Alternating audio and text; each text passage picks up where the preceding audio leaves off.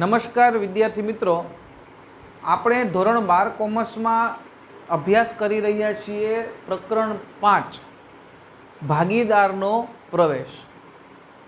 Last લેક્ચરમાં આપણે સ્વાધ્યાય 5ના દાખલા નંબર 3ના 1 થી 8 દાખલાઓ છે એ આપણે કમ્પ્લીટ કર્યા હતા.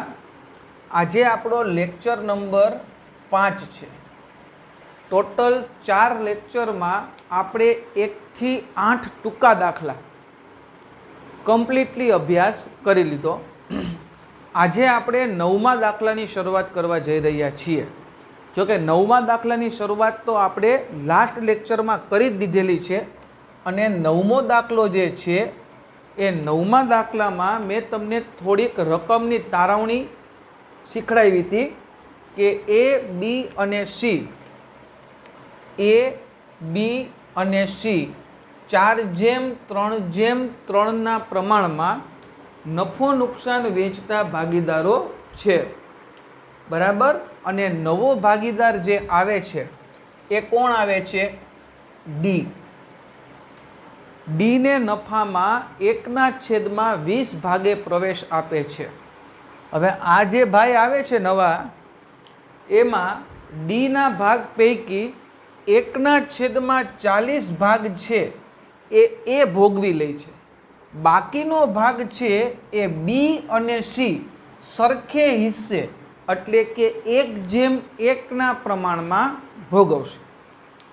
પણ B અને C છે એ ટોટલ કેટલો ભાગ આપે છે એના વિશે આપણને કોઈ સ્પષ્ટતા છે નહીં, આપણે ગોતવાનું છે. તો જેમ આપણે 8મા દાખલામાં કર્યું હતું એમ જ આપણે 9મા દાખલામાં કરવાનું છે. હવે બુદ્ધિથી વિચારો, D ને 1/20 ભાગ દેવાનો છે ભાઈ. એમાંથી A છે એ કેટલો આપે છે? તો કે 1/40. તો વધશે એ કોણ આપશે? તો કે B અને C. એટલે આપણે તો પેલા B અને C એ કેટલા દેવાના છે એ ગોતી લઈએ. તો એ કેમ મળે? તો કે ભાઈ કુલ ભાગ દેવાનો છે કેટલો? 1/20. એમાંથી એ કેટલા આપે છે? તો કે એને કાઢી નાખો. એટલે વધે કોનો હેઠવાડ? તો કે B અને C નો. આપણે લખીએ B અને C, બરાબર. B અને C એનો કુલ ત્યાગ જે છે એ કેવી રીતે મળે? તો કે D નો ભાગ માઇનસ A નો ત્યાગ. એટલે કે D જે છે એનો કુલ ભાગ કેટલો છે? તો કે 1/20. એમાંથી A છે એ કેટલો ભાગ આપે છે? તો કે 1/40. તો અહીંયા જુઓ તો લસા 40 નીકળે. તો અહીંયા 40 નથી, અહીંયા કેટલા છે? 20. મારે જો ન્યા 40 લઈ આવવા હોય તો 20 ને કેટલા વડે ગુણવા પડે? 2 વડે. એટલે 2 એકુ 2 માઇનસ 1 એટલે 1/40 ભાગ છે એ કોણ ભોગવશે? તો કે B અને C બે જણા સરખે હિસ્સે ભોગવશે. દાખલો સમજાય છે? પાછો રિપીટ કરી દો. D ને 1/20 ભાગ દેવાનો હતો, એ તો પાક્કું છે. એ કીધું કે મારામાંથી 1/40 ભાગ લઈ જાઓ, 1/40. બાકી વધશે ને એ કોણ દેશે? તો કે B અને C. એટલે આમાં શું છે? એક વાર્તા બનાવી નખાય એટલે દાખલો સહેલો થઈ જાય. શું થયું? તો કે A, B અને C 3 ભાગીદાર હતા ધંધામાં. D નવો આવ્યો તો કે હા, D માંથી એ કીધું કે મારામાંથી તું 1/40 લઈ જા. આ બે કહી દીધું જેટલું વધશે એટલું આમ દેશું. તો વધ્યું કેટલું? તો કે 1/40. હવે 1/40 જે ભાગ વધ્યો એ કોણ ભોગવશે? તો કે B અને C ભોગવશે. એટલે B નો ત્યાગ કેટલો થાય? તો કે દેવાના કેટલા? તો કે 1/40. પણ બે જણા કેવી રીતે ભોગવશે? 1:1 એટલે અડધો અડધો ભાગ ભોગવશે ને. એટલે અડધો ભાગ એટલે 1/2. એટલે 1/80 ત્યાગ કોનો? B નો. અને C નો ત્યાગ છે એ કેટલો? તો કે 1/40 ગુણ્યા 1/2 એટલે 1/80. સમજાય છે? D ને ભાગ દેવાનો હતો 1/20. એમાંથી એ છે એ કેટલા આપશે તો કે 1/40, એટલે એનું તો કામ પતી ગયું. તો હવે વધ્યા કેટલા તો કે 1/40, એટલો ભાગ દેવાનો બાકી રહ્યો. કોને તો કે ડીને. તો હવે આ બે દોઢા થયા હતા ને, કે જેટલા બાકી રહેશે ને એટલા અમે ચૂકવી દેશું. એટલે બાકી કેટલા રહ્યા તો કે 1/40. એ આ બે જણા સરખે હિસ્સે, એટલે કે 1/1. એટલે 1/1 એટલે 1/2, કારણ કે 1/1 એટલે કુલ ભાગ 1 ને 1 2 થયો. એટલે બી કેટલા ભોગવશે 1/2, અને સી કેટલા ભોગવશે તો કે 1/2. આનો મતલબ એવો થયો કે ડીને જે આપણે નફામાં ભાગ દેવાનો હતો એ બી છે એ ભોગવશે કેટલા તો કે 1/80, અને સી છે એ કેટલો ભોગવશે 1/80. બરાબર છે. તો હવે આપણે બી અને સીનો ત્યાગ ગોતી લીધો. રેડી? એકવાર જોઈ લ્યો. આપણે શું ગોતવાનું છે તો કે નવું પ્રમાણ. બરાબર? અને કોણે કેટલો ત્યાગ કર્યો. તો બી અને સીનો ત્યાગ તો આપણી પાસે આવી ગયો 1/80. આપણે ગોતવાનું રહીએ નવું પ્રમાણ. નવું પ્રમાણ શોધવા માટેનું સૂત્ર શું છે તો કે જૂનું પ્રમાણ માઇનસ ત્યાગ. બરાબર? એ કેટલો ત્યાગ કર્યો છે 1/40. બીએ કેટલો ત્યાગ કર્યો છે 1/80, અને સીએ પણ કેટલો ત્યાગ કર્યો છે 1/80. ઓકે, આને આપણે હવે ઇરેઝ કરી નાખીએ. આનું આપણે કંઈ કામ છે નહીં. આપણે ગોતવાનું છે નવું પ્રમાણ. નવું પ્રમાણ બરાબર સૂત્ર શું થાય તો કે જૂનું પ્રમાણ માઇનસ ત્યાગ.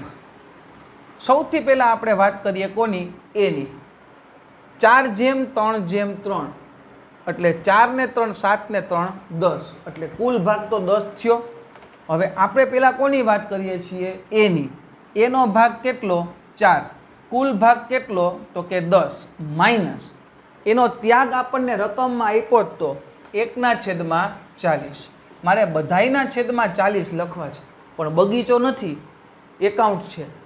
અહીંયા બધે 40 હોય ને તો જ અહીંયા 40 લખી શકાય, બાકી 40 લખી શકાય નહીં. તો મારે અહીંયા 40 લઈ આવ્યા છે. અહીંયા કેટલા છે? 10. તો 10 ને હું કેટલા વડે ગુણું? બરાબર છે. તો ત્યાં આપણી પાસે 40 આવે. તો કે 10 ને હું 4 વડે ગુણું, એટલે એને પાછું અંશમાં ગુણવું પડે. ચોકે ચોકે 16 માઇનસ 1, એટલે 15/40. આ કોનો નવો ભાગ આવ્યો? એનો. હવે આવી જ રીતે બી માટે જૂનું પ્રમાણ કેટલું? 3. કુલ ભાગ કેટલો? 10, માઇનસ બીનો ત્યાગ આપણે વાં લખ્યો તો, નો ખ્યાલ હોય તો બેકમાં જઈને જોઈ લ્યો, 1/80. હવે મારે લસા તરીકે કેટલા લેવા છે? 80 છે તો કે હા. અહીંયા છે તો કે ના. તો કંઈ કેટલા છે તો કે 10. 10 ને કેટલા વડે ગુણવા પડે તો કે 8 વડે ગુણવા પડે. એને પાછા અંશમાં ગુણવા પડે ને, કારણ કે છેદમાં જેટલા વડે ગુણો એટલા વડે જ ક્યાં ગુણવા પડે? અંશમાં. એટલે 8 તેરી કેટલા? 24 માઇનસ 1, એટલે 23/80. રેડી? હવે આપણે વાત કરશું કોની? સીની. સીનું જૂનું પ્રમાણ કેટલું તો કે 3/10. એનો ત્યાગ કેટલો તો કે 1/80. બરાબર છે. હવે આપણે વિચારીએ તો લસા નીકળશે 80. આને 8 થી ગુણવા પડશે. 8 તેરી 24 માઇનસ 1, એટલે 23/80. તો આનો મતલબ એવો થયો કે ચારેય ભાગીદાર એ જેમ બી જેમ સી જેમ ડી, એનું ભાગ કેટલો આવ્યો તો કે 15/40. બીનો ભાગ કેટલો આવ્યો તો કે 23/80. સીનું નવું પ્રમાણ તો કે 23/80, અને એને ભાગ આપણે કેટલા આપતા હતા તો કે 1/20. તો હવે આપણે જો વિચારીએ તો અહીંયા બધાયના છેદ સરખા નથી. અહીંયા બે જગ્યાએ 80 છે, અને અહીંયા 40 છે, ને અહીંયા કેટલા છે? 20. તો લસા કાઢીએ તો લસા કેટલો નીકળે? 80. અહીંયા છે તો કે ના. તો 40 ને કેટલા વડે ગુણવા પડે? 2 વડે. આને ગુણવાની જરૂર નથી, આને ગુણવાની જરૂર નથી. આને કેટલા વડે ગુણવા પડશે? 4 વડે. અંશમાં ગુણશું. 15 2 30, 23 23, અને 4 એકુ 4. એનો મતલબ એવો થયો કે આ ભાગીદારોનું 4/4નું નવું નફા નુકસાનનું પ્રમાણ કેટલું મળ્યું તો કે 30:23:23:4. એટલે એ જે નવું પ્રમાણ આપણને શોધવાનું કીધું હતું એ નવું પ્રમાણ છે એ આપણને મળી ગયું. હવે આપણે ત્યાગનું પ્રમાણ શોધવાનું છે, પણ પહેલાં આ નવું પ્રમાણ છે એ વ્યવસ્થિત જોઈ જાઓ, પછી આપણે ત્યાગનું પ્રમાણ શોધીએ. કારણ કે એ તો આપણને રકમમાં આપ્યું જ હતું એનું તો, અને બી અને સીનું તો આપણે ગોતી આવ્યા, એટલે એમાં કંઈ ઝાઝી વિધિ કરવાની છે નહીં. પણ આ નવું પ્રમાણ છે એ એકવાર જોઈ જાઓ, પછી આપણે આગળ વધીએ.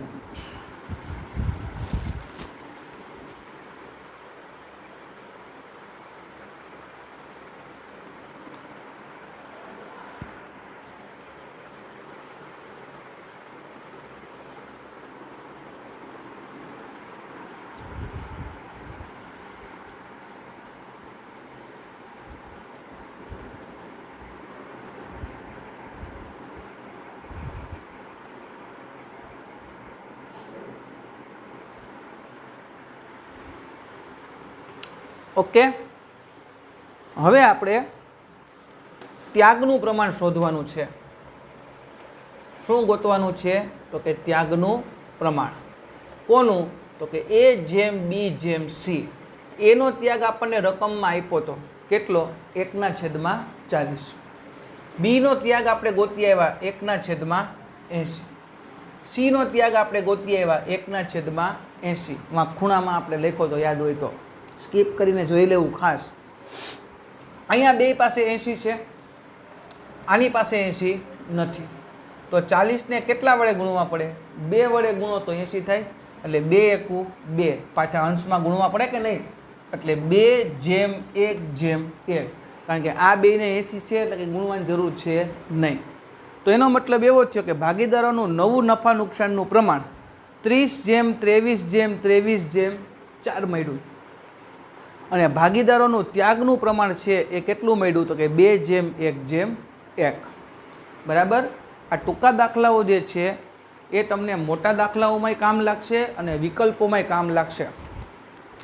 એટલે આને તમે જરાય નજરઅંદાજ કરશો નહીં. બરાબર. કારણ કે 9 માર્કનું ચેપ્ટર છે, એક વિકલ્પ પૂછાશે અને 8 માર્કનો એક દાખલો વિભાગ કમ્પ્લીટ. હવે આપણે આગળ વધવાનું છે દાખલા નંબર 10. હવે આ 10થી છે ને બાળકો દાખલા ખૂબ સહેલા છે.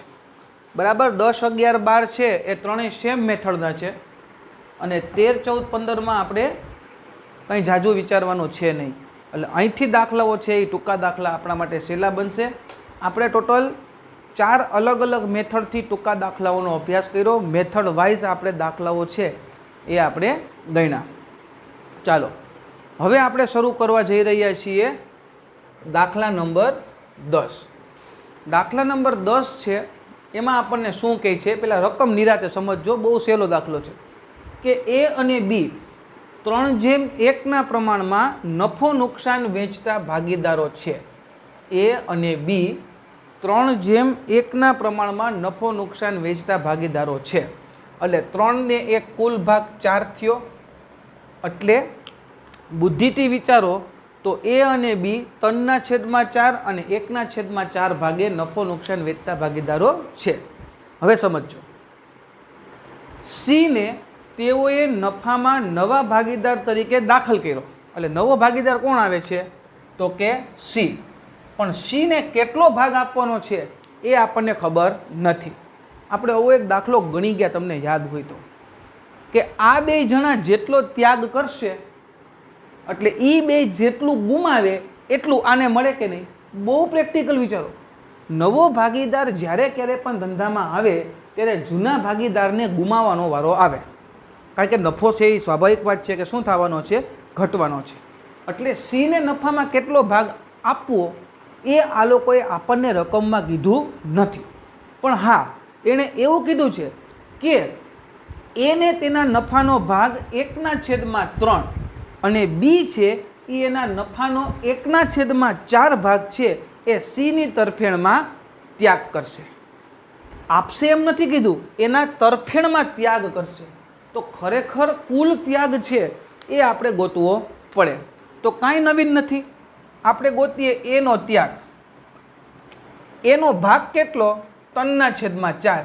આના તરફેણમાં એ કેટલા આપે છે તો કે 1/3 એટલે 3 ઉડી ગયા એટલે 1/4 આ કોનો ત્યાગ આવે એનો ત્યાગ હવે બી નો ત્યાગ વિચારો બી નો ત્યાગ જો વિચારો તો એનો ભાગ કેટલો હતો 1/4 અને આને કેટલો ભાગ આપે છે તો કે 1/4 એટલે 1/16 એનો મતલબ એવો છે કે એનો ત્યાગ કેટલો થયો તો કે 1/4 અને 1/16 યાદ કરો હું હમણાં જ થોડીક વાર પહેલાં બોલ્યો કે આ બે જણા જેટલું ગુમાવશે એટલા આને મળશે તો એનો મતલબ એવો થયો કે સી નો ભાગ શું થાય તો કે 1/4 પ્લસ 1/16 સમજાય છે હું શું બોલું છું સી નફામાં કેટલો ભાગ લઈ આવશે કેટલો ભાગ નફામાં દેવો એની કોઈ ચોખવટ નથી પણ એક તો બુદ્ધિથી વિચારાય ને કે સીના આવવાથી આ બે જણા જે ગુમાવશે એ આને મળશે તો આ કેટલા ગુમાવે છે તો કે 1/4 અને આ ભાઈ કેટલા ગુમાવે છે 1/16 હવે વિચારો તો લસા છે એ કેટલો નીકળશે 16 તો અહીંયા 4 છે તો 4 ને 4 થી ગુણો તો 16 થાય એને અંશમાં ગુણો તો 4 × 4 પ્લસ 1 એટલે 5/16 ભાગ છે એ કોનો હશે તો કે સી નો હશે સમજાય છે બહુ સહેલો દાખલો છે આપણને સી કેટલા ભાગ મેળવશે એ કીધું નથી ન કીધું હોય કાંઈ નહીં આપણને એટલી તો ભાન પડે ને કે સી આવે છે આ બે જણા છે જેટલું ગુમાવશે એટલું કોને મળશે સી ને મળશે તો એણે કહી દીધું છે કે એ છે એ એની તરફેણમાં કેટલા આપશે 1/3 અને બી છે એની તરફેણમાં કેટલા આપશે તો કે 1/4 એટલે એનો ભાગ હતો 3/4 અને 1/3 ઓલાની તરફેણમાં આપશે એટલે ત્યાગ કેટલો થઈ ગયો 1/4 અહીંયા 1/4 ને 1/4 એટલે એનો ત્યાગ કેટલો થઈ ગયો 1/16 એટલે આ બે જણા જેટલું ગુમાવે એટલું નવા ભાગીદારને મળે સીધી વાત છે તો નવા ભાગીદારનો ભાગ શું થયો તો કે આણે કેટલા ગુમાવ્યા તો કે 1/4 આણે કેટલા ગુમાવ્યા તો કે 1/16 લસા છે એ આપણે 16 કાઢ્યો એટલે 4 ને કેટલાથી ગુણવા પડે 4 થી તો જ 16 આવે એને અંશમાં ગુણીએ એટલે 4 × 4 એટલે 4 ને 1 5/16 એ નવા ભાગીદારનો ભાગ થયો રેડી હવે આપણે નવું પ્રમાણ શોધવું પડશે નવા પ્રમાણનું સૂત્ર શું છે આપણને આવડે જ છે જૂનું પ્રમાણ માઇનસ ત્યાગ બરાબર અહીંયા આપણે હેડિંગ આપી દઈએ નવું પ્રમાણ નવું પ્રમાણ છે પહેલાં આપણે વાત કરીએ એની સૂત્ર શું છે તો કે જૂનું પ્રમાણ માઇનસ ત્યાગ એનું જૂનું પ્રમાણ કેટલું છે તો કે 3/4 એનો ત્યાગ કેટલો તો કે 1/4 લસા લેવાની કાંઈ જરૂર છે નહીં કારણ કે 2/છેદમાં કેટલા છે 4 તો સીધી બાદબાકી થાય 3માંથી 1 જાય તો 2/4 તમે અહીંયા 1/2 પણ લખી શકો હવે આપણે વાત કરશું બી જૂનું પ્રમાણ માઇનસ ત્યાગ જૂનું પ્રમાણ છે એ બીનું કેટલું છે 1/4 એને ત્યાગ કેટલો કર્યો 1/16 તો અહીંયા જુઓ તો છેદ સરખા નથી લસા કેટલો આવે તો કે 16 તો આને કેટલાથી ગુણવા પડે 4 થી એને અંશમાં પાછા ગુણવા પડે એટલે 4 × 4 3/16 રેડી એનો મતલબ એવો થયો કે વિચારીએ તો એ બી અને સી એનું નવું પ્રમાણ કેટલું આવ્યું 1/2 બીનું નવું પ્રમાણ કેટલું આવ્યું 3/16 સીનું નવું પ્રમાણ કેટલું છે તો કે 5/16 હવે વિચારો આપણા નિયમ મુજબ છેદ સરખા હોવા ફરજિયાત છે છેદ સરખા ન હોય તો ચાલે નહીં તો આ બે પાસે તો 16 છે આની પાસે 16 નથી તો આને કેટલાથી ગુણવા પડે 8 થી અંશમાં ગુણો 8 × 8 3/5 બરાબર એટલે ભાગીદારોનું નફા નુકસાનનું નવું પ્રમાણ જે છે એ 8/3/5 આવશે બરાબર હવે આપણને મેળવવાનું કીધું છે ત્યાગનું પ્રમાણ પણ એક વખત તમે આ દાખલો નિરાંતે જોઈ જાઓ નવું પ્રમાણ આપણે કેવી રીતે મેળવવું છે બરાબર પછી આપણે ત્યાગનું પ્રમાણ શોધીએ ત્યાગ તો આપણી પાસે તૈયાર જ છે 1/4 ને 1/16 પણ એના છેદ સરખા કરવા પૂરતી નાની વર્કિંગ નોટ કરવી પડશે, બાકી કંઈ છે નહીં હવે બાકી. એટલે આ નવું પ્રમાણ આપણે કેવી રીતે શોધ્યું, ખાસ તો અહીંથી વ્યવસ્થિત જોઈ જાઓ, પછી આગળ વધીએ.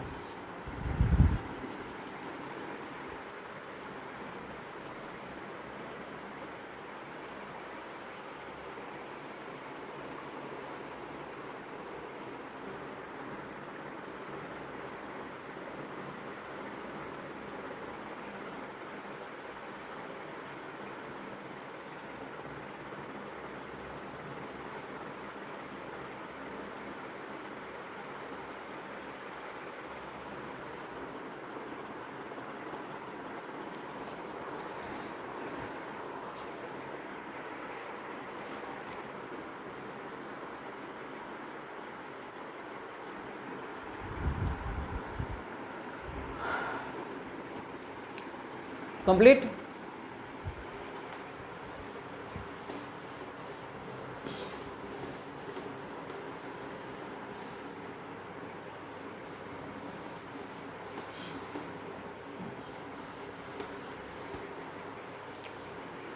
ચાલો, આપણે 10મો દાખલો છે એ કમ્પ્લીટલી પૂરો કર્યો. હવે આપણે જોવાનો છે દાખલા નંબર 11. બરાબર, 11મો દાખલો છે, એમાં આપણને શું કહે છે એ આપણે ખાસ સમજી લઈએ. બરાબર, એ અને બી 5:3 પ્રમાણમાં નફો નુકસાન વેચતા ભાગીદારો છે. ભલે ને વેચે, આપણને ક્યાં વાંધો છે. 5:3 એટલે કુલ ભાગ 5 ને 3 8 થયા, એટલે 5/8 અને 3/8. આ એનું જૂનું નફા નુકસાનનું પ્રમાણ છે. આગળ, સી ને તેઓએ નવા ભાગીદાર તરીકે દાખલ કરેલો છે. નવા ભાગીદાર તરીકે કોણ આવે છે? તો કે સી આવે છે. હવે જોજો, એ તેના નફાના 30%, એ એના નફાના 30% અને બી એના નફાના 20% ભાગ સીની તરફેણમાં આપશે. વિચારો, 10મો દાખલો છે, આ જ વસ્તુ હતી. 10મા દાખલામાં ટકા નહોતા આપ્યા, તો આપણે તો કોમર્સવાળા છીએ, વર્ષથી ટકા કાઢીએ છીએ. આપણને બધાને ખબર છે ટકા કાઢીએ તો છેદમાં શું મૂકવું પડે? તો કે 100 મૂકવા પડે કે નહીં? ટકા હોય તો છેદમાં કેટલા આવે? તો કે 100. એનો મતલબ એવો થયો કે આ દાખલો 10મા દાખલા જેવો જ છે. મેં તમને લેક્ચર શરૂ કર્યું ત્યારે જ મેં તમને કીધું કે 10, 11 ને 12 ત્રણેય સેમ મેથડના દાખલા છે, એમાં કોઈ પ્રકારનો ફેરફાર છે નહીં. કાંઈ વાંધો નહીં. હવે આપણે શોધવાનું છે નવું પ્રમાણ અને ત્યાગનું પ્રમાણ. નવા પ્રમાણનું સૂત્ર છે જૂનું પ્રમાણ માઇનસ ત્યાગ. પણ દાખલામાં 10મા દાખલાની જેમ 11મા દાખલામાં પણ નવો ભાગીદાર જે સી આવે છે એને નફામાં કેટલો ભાગ આપવાનો છે એના વિશે કોઈ ઉલ્લેખ નથી. બરાબર, તો હવે આપણે જો વિચારીએ તો અગાઉના દાખલાની જેમ જ આ બે જણા જેટલું ગુમાવશે એટલું જ આને મળશે કે નહીં? સીધી વાત છે ને. આ જે નવો આવે એ આ બેના નફામાં ભાગ પડાવતો જ હોય, તો આ બે જેટલું ગુમાવશે એટલું આને મળશે. તો આપણે આ બેનો ત્યાગ ગોતી લઈએ. પહેલાં આપણે ગોતીએ એનો ત્યાગ. એનું જૂનું પ્રમાણ કેટલું હતું? તો કે 5/8. એણે ગુમાવ્યા કેટલા? તો કે 30/100. બરાબર, છેદ ઉડતા હોય ત્યાં સુધી ઉડાડો. જો પહેલાં તો એક જીરો ઉડી ગયો અને 5 2 10 એટલે 3/16 થઈ ગયું. ઓકે, હવે આપણને બીનો ત્યાગ મળી ગયો. રેડી? હવે અહીંયા બીનો ત્યાગ મેળવીએ. 3/8 ગુણ્યા 20/100. પેલા એક જીરો ઉડી ગયો. બરાબર, 2 5 10 પૂરું. એનો મતલબ એવો થયો કે 3/40. હવે અહીંયા તમારે થોડુંક આગળ વિચારવું પડે કે અહીંયા આપણે 3/16 ને અહીંયા 3/40 આવ્યા છે, એનો છેદ સરખો કરતી વખતે ખાસ નિરાત રાખવી. એનો મતલબ એવો થયો કે આપણને એનો ત્યાગ મળ્યો કેટલો, તો કે 3/16 અને બીનો ત્યાગ આપણને મળ્યો કેટલો, 3/40. મેં પહેલાં જ કીધું હતું કે આ બે જણા જેટલું ગુમાવે ને એટલો ઓલાને ફાયદો થાય. બે બિલાડી વચ્ચે વાંદરો ખાઈ જાય. આ જૂની પ્રાઇમરીની આપણી વાર્તા છે. તો આ બેએ જે ત્યાગ કર્યો એ ખાઈ જશે કોણ, તો કે આ. તો સીને નફામાં જેટલો ભાગ મળશે, બરાબર, એટલો ભાગ છે એ આપણે આગળ વધારશું. તો અહીંયા આપણે લખીએ કે સીનો ભાગ શું થાય, તો કે એનો ત્યાગ વત્તા બીનો ત્યાગ. હવે એ કેટલો ત્યાગ કર્યો, તો કે 3/16. બીએ કેટલો ત્યાગ કર્યો, તો કે 3/40.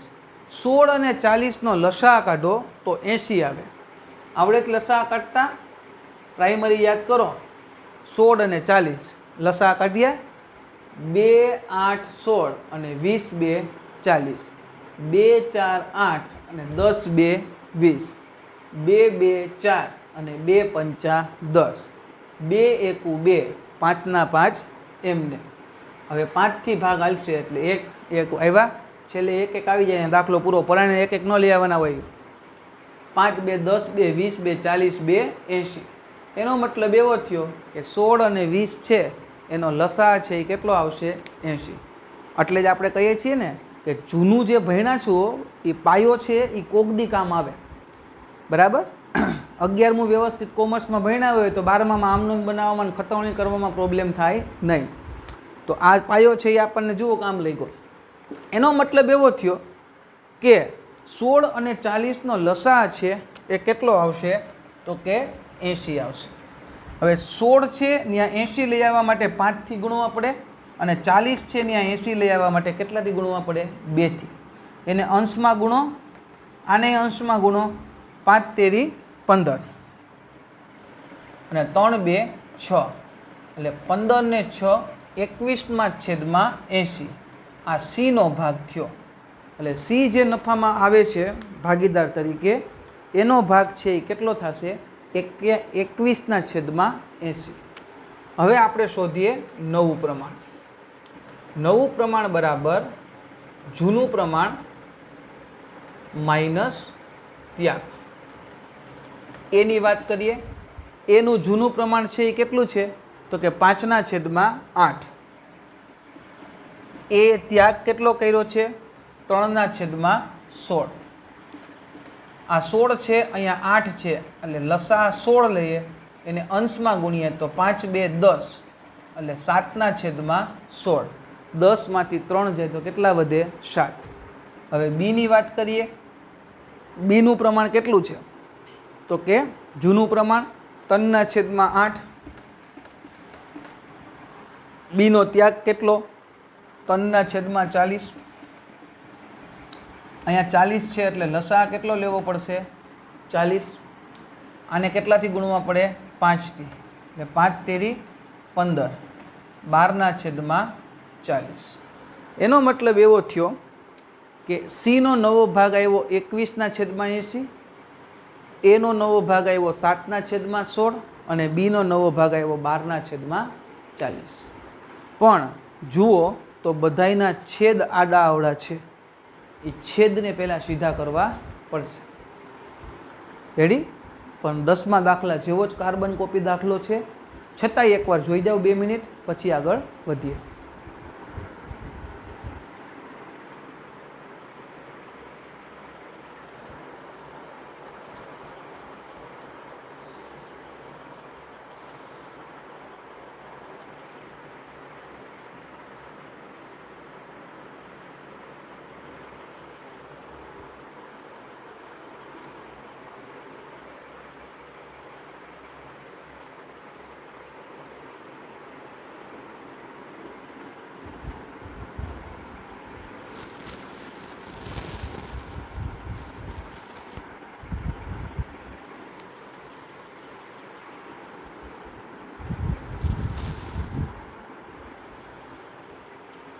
રેડી? હવે આનો મતલબ એવો થાય કે નવું પ્રમાણ A/B/C એનું નવું પ્રમાણ કેટલું આવ્યું તો કે 7/16, બીનું નવું પ્રમાણ 12/40 અને સીનું નવું પ્રમાણ 21/80. હવે અહીંયા 80 છે તો અહીંયા 80 હોવા જોઈએ, અહીંયા 80 હોવા જોઈએ, નથી, લઈ આવવા પડશે. તો 16 ને 80 લઈ આવવા માટે 5થી ગુણવા પડે અને 40માં 80 લઈ આવવા માટે કેટલાથી ગુણવા પડે? 2થી. એને પાછા અંશમાં ગુણવા પડે. આની પાસે તો 80 છે એટલે કોઈ પ્રશ્ન છે નહીં.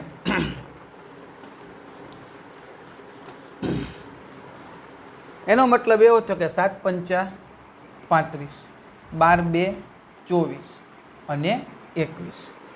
A, B અને C ત્રણેય ભાગીદારો જે છે એનું નફા નુકસાનનું પ્રમાણ 35/24 કેટલા આવે? 21.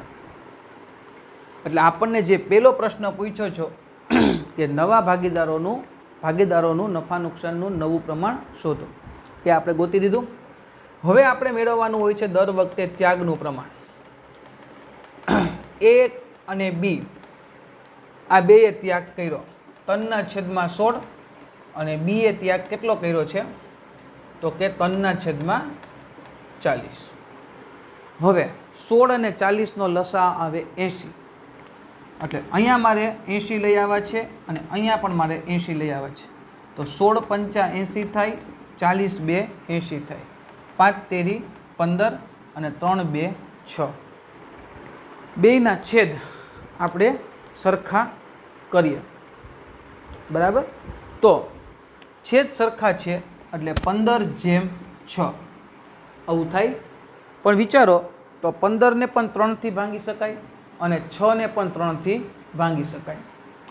15 ને 3થી ભાંગો તો 5 અને આને 3થી ભાંગો તો કેટલા આવે? 2. એનો મતલબ એવો થયો કે ભાગીદારનું ત્યાગનું પ્રમાણ જે છે એ 5/2 છે. રેડી? એટલે બાળકો આમ ધીમે ધીમે કરતાં કરતાં આપણે ટૂંકા દાખલાઓની પૂર્ણાહુતિ તરફ આગળ વધી રહ્યા છીએ. 10મો ને 11મો દાખલો સેમ હતો, 12મો પણ એના જેવો સેમ દાખલો છે, બરાબર. એ તમે ગણશો તો પણ ટ્રાય કરશો તો ગણી શકશો. અને પછી 13, 14, 15 દાખલામાં કંઈ છે નહીં, ત્યાગનું પ્રમાણ શોધવાના છે જે આપણે 3જા 4થા ચેપ્ટરમાં ભણી ગયા છીએ. એટલે એકંદરે જુઓ તો ટૂંકા દાખલાઓ છે એ આપણા લગભગ પૂરા થઈ ગયા છે. હવે આપણે હિસાબી અસરોને એની આમનોંધો પણ શીખવાની છે કે પાઘડીની આમનોંધ કેમ બનશે, અને પછી મોટા દાખલાઓ. એટલે ચેપ્ટર ઘણું લાંબુ છે, એટલે ખાસ રિક્વેસ્ટ કરી દઉં આ બધું તમે વ્યવસ્થિત ફેરબુક બનાવી અને લખજો.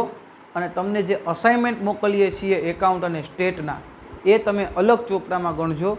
એની જે ડિફિકલ્ટીઝ હશે એ સમયાંતરે સોલ્વ થતી જશે, એટલે એનું ટેન્શન લેતા નહીં. આપણે કમ્પ્લીટ આ ચેપ્ટર છે એનું પણ અસાઇનમેન્ટ મોકલશું જ્યારે પૂરું થશે ત્યારે. તો આજનો લેક્ચર આપણે અહીંયા સુધી રાખીએ. હવે પછી મળીશું નેક્સ્ટ લેક્ચરમાં. ત્યાં સુધી આવજો.